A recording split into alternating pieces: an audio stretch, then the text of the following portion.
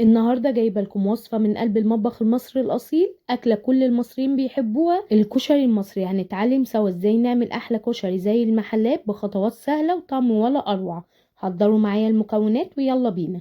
هاتي بقى بصلتين كبار قطعيهم جوليان، يعني 4/4، وقطعيهم شرايح رفيعه. انزلي عليهم بمعلقتين نشا وقلبي الكلام ده كله مع بعضه. وهنا بقى هاتي كوبايه زيت وانزلي فيها بالبصل بتاعك لغايه اما يتحمر.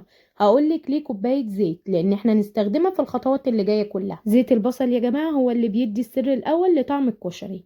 انزلي بقى بكوبايتين حمص مسلوقين وعليهم نص كوباية صلصة واربع فصوص توم وملح وكمون وكزبرة، والشطة دي اختياري. هنقلب الكلام ده، واول ما ياخد غلوتين هنطفي عليه. اغسلي بقى كوبايتين عدس بجبة، اغسليهم كويس عشان احنا هنحتاج المية بتاعته، وحطيها لغايه ما ياخد غلوه واطفي عليه على النار. انا هنا مش عايزه العدس يتهري مننا. انزلي بقى باربع فصوص توم وزيت البصل وشوحيهم كده لغايه ما يصفر معاكي. انزلي بقى بمعلقتين خل كبار، وانزلي عليهم ب3 كوبايات عصير طماطم، وانزلي عليها بالتوابل ملح وكمون وفلفل اسود وكزبره وسيبيها تتسبك. انزلي بقى في ميه مغليه بملح وزيت، وانزلي عليها بنص كيلو مكرونه خواتم وسباكيت بالظبط، بتاخد 8 دقايق. اول لما تتسلق انزلي عليها بزيت البصل زي ما اتعودنا، وكمان شويه بصل مقرمشين. في الحله بتاعتنا بقى انزلي بزيت البصل وعليهم نص كوبايه شعريه وقلبيهم لغايه اما يتحمروا معاكي. واول لما يتحمروا يبقوا اللون الذهبي انزلي عليهم ب3 كوبايات رز مغسولين، شوحيهم مع بعض كده، خلي الزيت يدخل مع الرز والشعريه.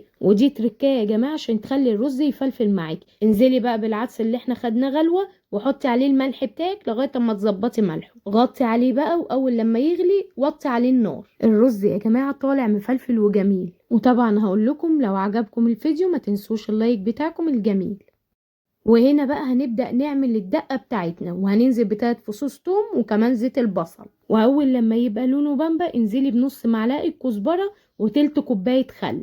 واول لما ياخدوا الغلوة معاكي انزلي بتلت كوباية كمان من المية، وانزلي عليه بالتوابل بتاعتك بقى ملح وكمون وسنة شطة بسيطة. واول لما يغلي على النار اطفي عليه وعصري عليه عصرة ليمون على الكوباية اللي انت هتقدمي فيها. وكمان انزلي بكوباية حمص وعليها عصرة ليمون.